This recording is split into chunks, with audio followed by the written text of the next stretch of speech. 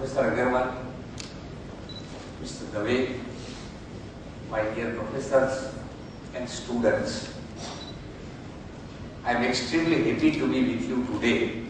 In fact, I was telling to Mr. Agarwal that for about 2 decades I was lecturer in law, and I always like to meet students. Even now also usually I go to all law colleges, not only in Gujarat or Ahmedabad but elsewhere also. When I was told by Sri Dave, I said that my knowledge may be limited to law, and whether they are also interested in law or whether there is such subject. And I was told that such subject is there. But apart from that,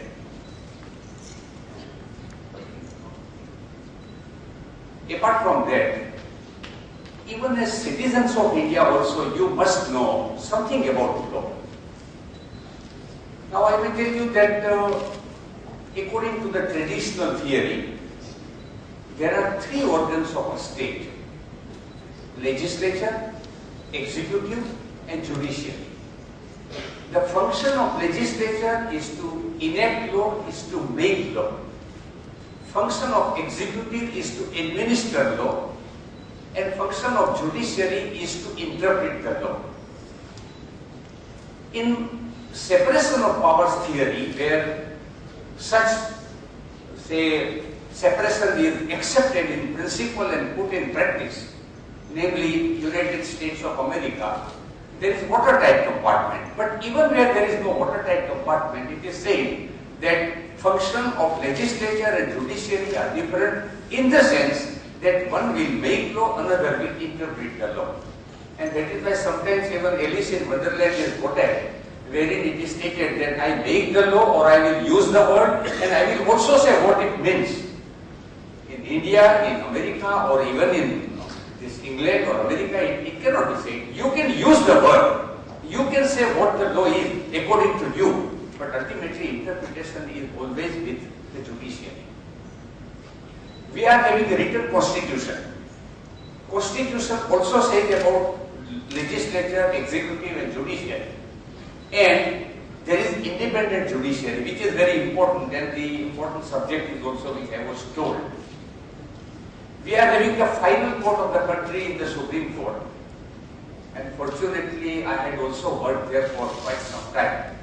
There are high courts, including High Court of Gujarat, which is here at Ahmedabad, and there are subordinate courts. There is one thing more, that though in that sense legislature can be said to be competent, and in legal sense it can be said to be sovereign, at least for British Parliament it is said that Parliament can do everything but make a woman a man and a man a woman. That is, physically a man cannot be converted into woman, or woman cannot be converted into man, but legally or say by a statute it can be done. In fact, there are statutes, if you study English law, that illegitimate children were ordered to be treated or legalized, stating that they will get share from their, say, ancestors' property and everything. It is not the position in India.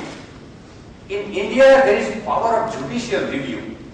And power of judicial review means when a competent legislator makes a law, it is for higher judiciary, namely the Supreme Court or a High Court, to state, to declare whether the action on the part of the competent legislature, that is state legislature or parliament, is proper or not. If you have known something about it, say for example fundamental rights, if you are aware, then it is said that whether fundamental rights can be amended or not under the Constitution. And at one point of time it was held that fundamental rights can be amended. Thereafter it was said that it cannot be amended, and finally it was said that fundamental rights can be amended, but subject to basic structure of the or basic feature of the Constitution, which cannot be, say, changed by a legislature, by a competent parliament. Then again there is development of law. See, there is, as Professor saying that I may also state something with regard to judicial activism and public interest litigation.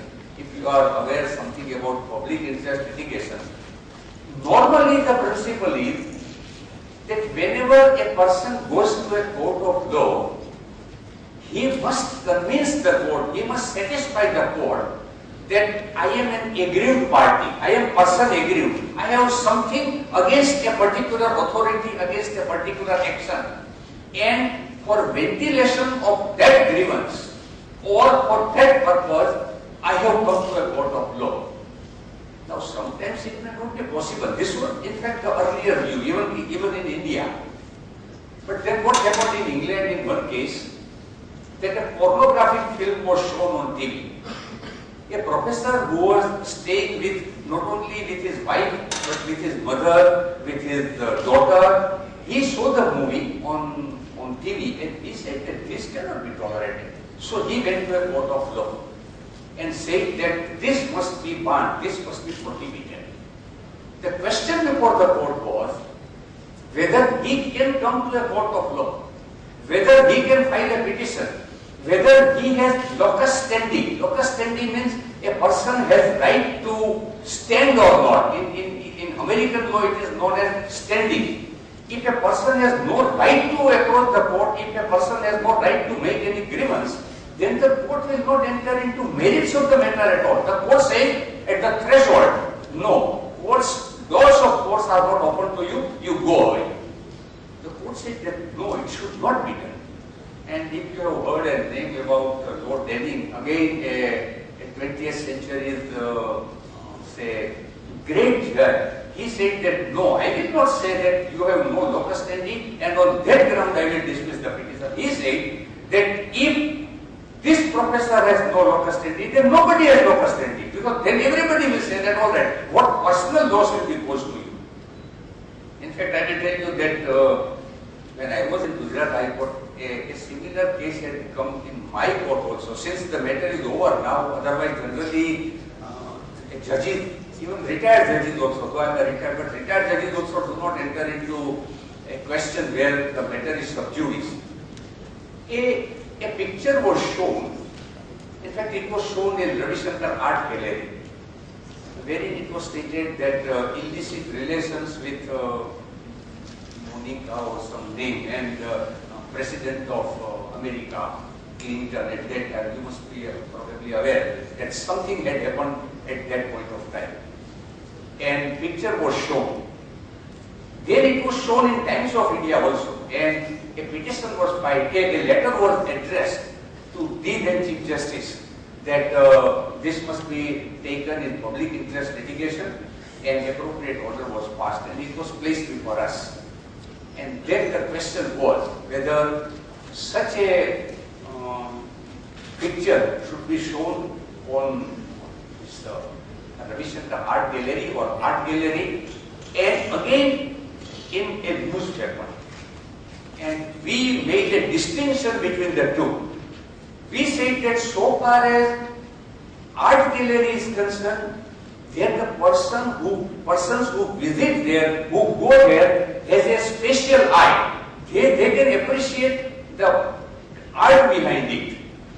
But if it is, say, printed in a newspaper, then we may not have that art eye or eye which can conceive such a situation. Again, you will be staying with your other family members also, and it may not be palatable to all members of the family. And we said that you will have to, either you will have to tender unconditional apology or we will have to take some action. Of course, then apology was tendered and the matter ended. But that is how even public interest litigation, several such cases came. Say for example that leading case where accident took place and the person was not taken to hospital, or hospital authorities refused to give him say, some aid on the ground, that since it is a case of accident, that police papers and police case must be registered and only thereafter proper care should be taken. The Supreme Court said that no, it cannot be done. Immediately you should do it. So this is something like public interest litigation. Several such cases came up before the Supreme Court. and you also must be aware of other cases. I am not taking all those cases before you. And judicial activism. Judicial activism also, of course, I must tell you that there are two views about it. One is that judiciary should not become, say, sovereign authority or sovereign organ under the Constitution. Mind well, Constitution says about three organs. Legislature, legislature means parliament and state legislatures, executive, president, governor and other executive and other officers, and judiciary, Supreme Court, High Court and subordinate courts. So it cannot be said that judiciary is sovereign or judiciary is say having final word in the matter. But at the same time, you also cannot ignore, and ground reality cannot be say must be taken note of, that finally interpreter is the maker of law. Because ultimately judiciary will interpret, as I have told you, judiciary will say what the law is. And if judiciary says what the law is, indirectly it makes law, or it say pronounces, declares what the law is. Now in these circumstances, there are some powers with the judiciary. But mind well, ultimately it is judicial discretion, and that is also again very important topic. Discretion must be exercised judicially and judiciously. Discretion means what is right and wrong, what is say correct and incorrect, and judiciary also must be conscious of its limitations, its manageable standards, and on the basis of those standards, judiciary must work. Hence, judiciary also cannot say that a particular thing must be done by legislature or executive, unless the judiciary is of the opinion that no, something should not have been done. Then the court will say that all right, it is not within your power, and there is an end of the matter. But otherwise, if there are policy decisions, if there are economic, say, some orders are passed, or some political issues are also there, then in that case, the court will not interfere. In fact, a symposium was there in that Oxford College, and I was there. And one of the topics, one of the subjects was that political and constitutional questions. Now the settled law is that if the question is purely political, court will not interfere. But if the question is political, but having constitutional issues also, then it is not only power but the duty of the court to interfere. Now, one English lady student asked me, sir, what is the distinction between purely political issue and political issue coupled with constitutional issue? Where political, inverted comma, where political ends and constitutional starts? And I said that it is very difficult to explain, but I may give you two concrete cases. One case was that in respect of majority,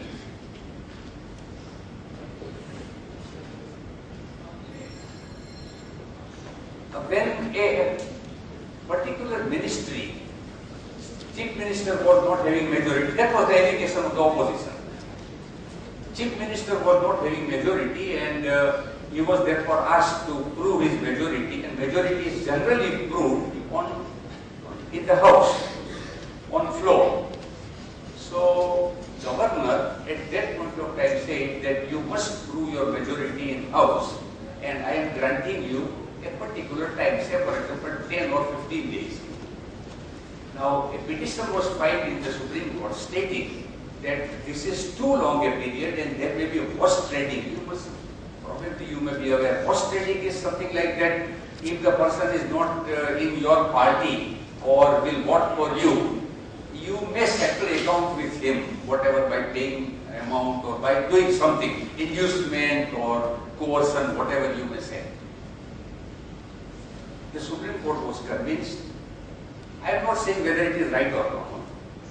Supreme Court was convinced, and Supreme Court said that no, the action taken by the governor does not appear to be in consonance with the provisions of the Constitution, does not in accordance with the spirit of the Constitution, and this much time should not have been granted.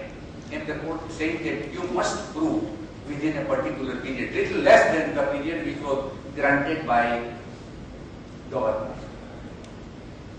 Some say a part of society appreciated the order passed by the Supreme Court.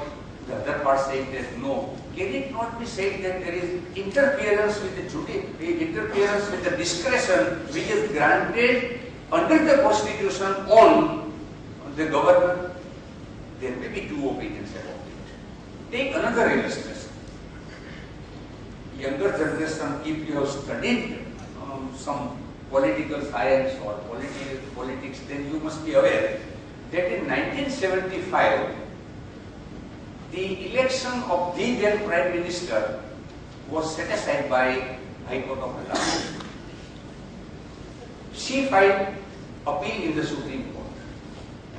Stay was also sought. A prayer was made that the order passed by Allahabad High Court should be stayed.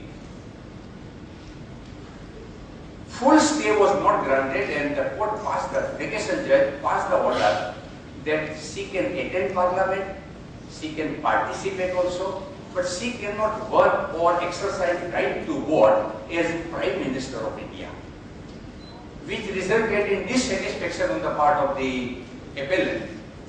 Emergency was declared, if you are aware. Emergency was declared, and several persons were, including political leaders, including Jai Prakash Narayan and several other leaders, they were put behind bars.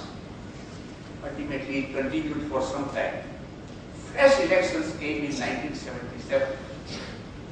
That party which was in power lost majority, and the other party came to power. Now this is important. After the other party came to power, law minister of that government at central level, mind at central. So at central level, law minister wrote a letter to all governors in those states which are not governed by, at that point of time, party which was in power, asking them to ask for fresh mandate by people. That was challenged.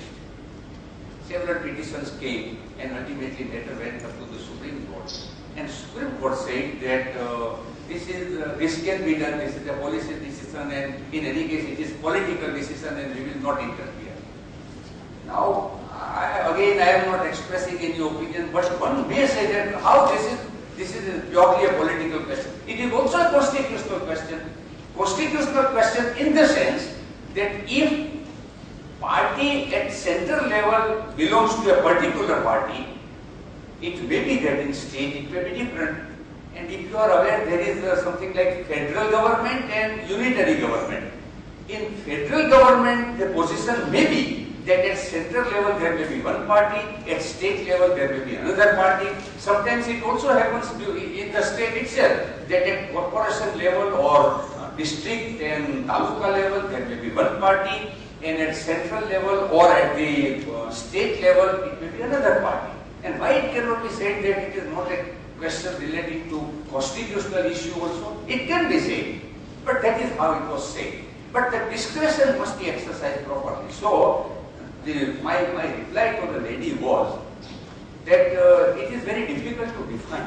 It is very difficult to precisely state as to when political ends and constitutional starts. In fact, I reminded her of an English judge who had beautifully stated that he has said in one word that it is well settled, that the law is very well settled, and it is that nothing is well settled.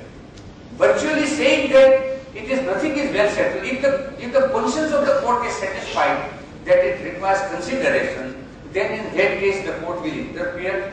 But if the conscience of the court is not satisfied, then the court will not interfere. Now there are certain new doctrines and new concepts also, which I am not taking to strictly law, strictly legal aspect, but I am saying something about in the larger interest, that formerly what was the position? That suppose a particular tax is imposed and it is held to be illegal. It is known as, in legal terminology, it is known as ultra vires. Ultra vires means without power, without authority. Now, suppose A has challenged that action, that income tax, sales tax, octroi duty is illegal and therefore it cannot be recovered. Now, sometimes what happens, that he has recovered from his customer, saying that it is the price is X plus Y is tax, or Y is octroi duty, or Y is a particular VAT or something, and he has pocketed that amount. Finally, it is said that it is held to be illegal. Now, the question before the court was, when the action is taken to be or held to be illegal, can he retain that money? Because he has already pocketed, he has already taken from the other side. So, suppose the price is 5 rupees plus 50 paisa tax. Now, he has recovered not only 5 rupees from his customer, but 50 paisa also, and several such customers. Now, when the octroi duty tax is held to be illegal, obviously he will have to repay it to those persons. Now, it may be very difficult to find out all such customers and to all those persons. Now, the courts have said that no, you cannot retain the amount, you will have to give it to the state, which may go to a particular fund in the larger interest of customers, and by that process, the justice will be done to the courts. Now, these are all principles. Finally, we may also say that something like human rights. Human rights is also one of the very important questions of the day. In fact, if you are aware, sometimes a person is taken to custody or put behind bars. Earlier view or traditional theory was that whenever a person goes to a court of law, says that my detention, my imprisonment, or putting me behind the bar is illegal, the courts used to pass the order that all right, if it is illegal, the court will pass the order that all right, he should be released from jail. If by that time he is already released, then the court will say that now nothing survives and therefore the matter is disposed of. Now, sometimes some governments used to abuse the power, so much so that sometimes what they used to do was that suppose today there is something like whether chief minister is in majority or not, whether the prime minister is in majority or not, and he is of the view that suppose this will go on, then it may create difficulty for me.